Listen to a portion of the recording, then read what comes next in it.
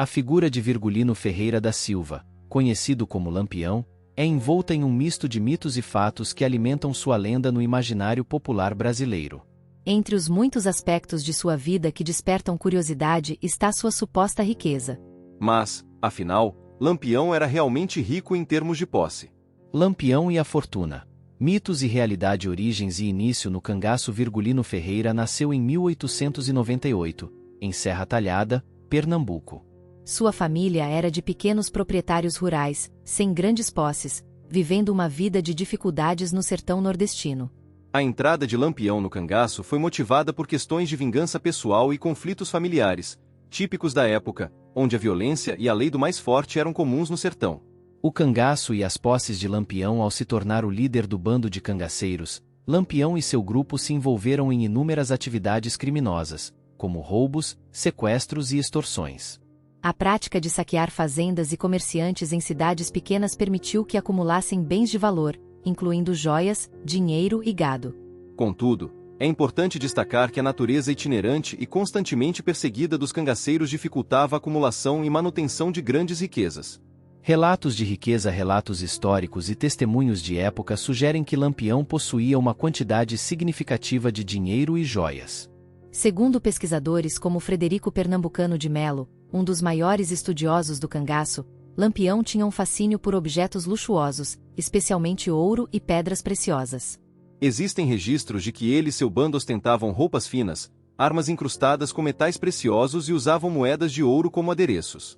A realidade das posses. Apesar desses relatos, a riqueza de Lampião não pode ser comparada à riqueza estável e institucionalizada dos grandes proprietários de terra ou comerciantes da época.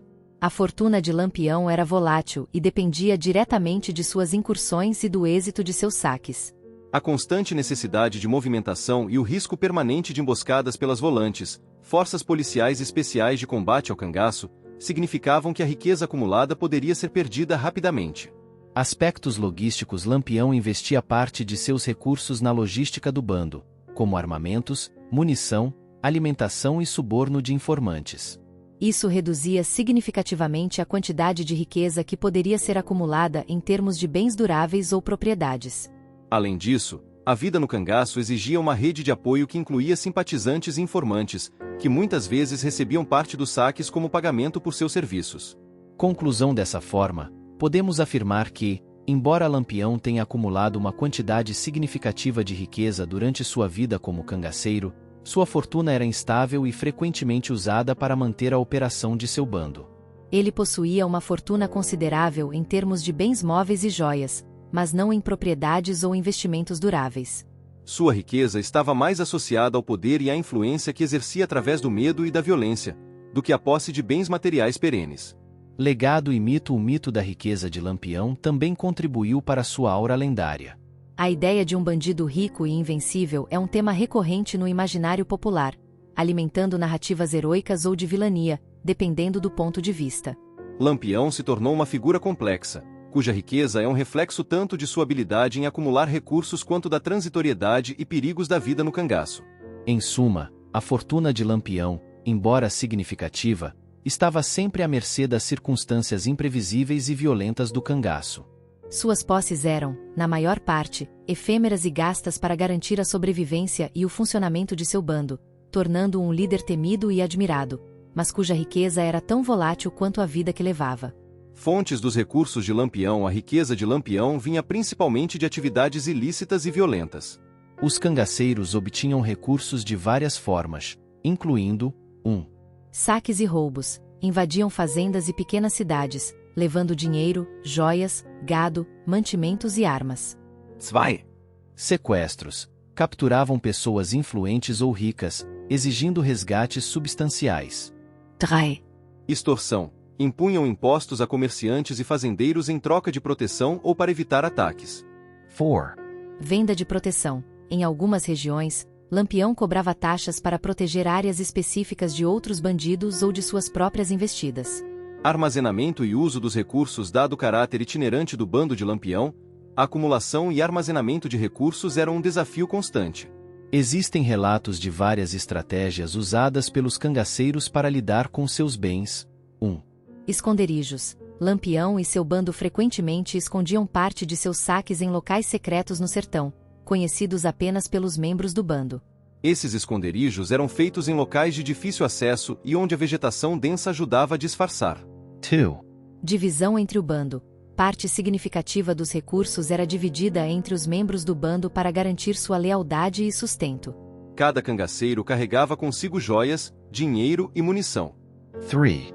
Subornos e alianças. Lampião investia em subornos para manter alianças com autoridades locais, coronéis e simpatizantes que forneciam abrigo, informações e suprimentos em troca de parte dos recursos. FIA.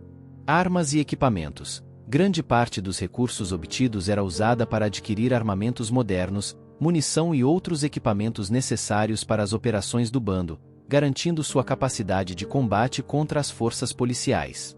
Investimento em rede de apoio. Além de armamentos, Lampião investia na construção de uma rede de apoio composta por simpatizantes, informantes e colaboradores que operavam em várias localidades do sertão.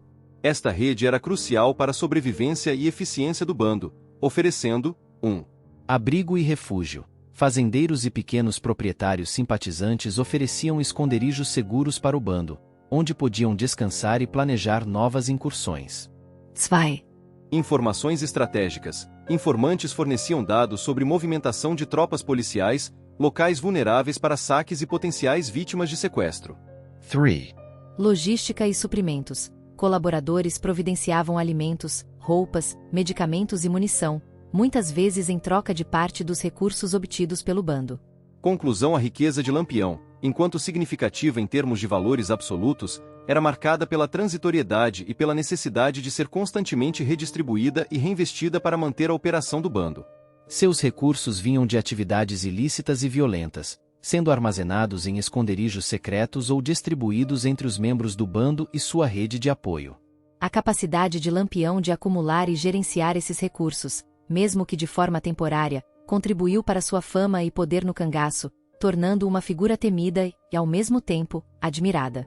O legado de Lampião é, portanto, um reflexo de uma riqueza instável e perigosa, construída sobre a habilidade de navegar pelas adversidades do sertão e manter uma rede complexa de alianças e subornos. Sua lenda continua a ser uma mistura de fatos históricos e mitos, ilustrando a complexidade de uma vida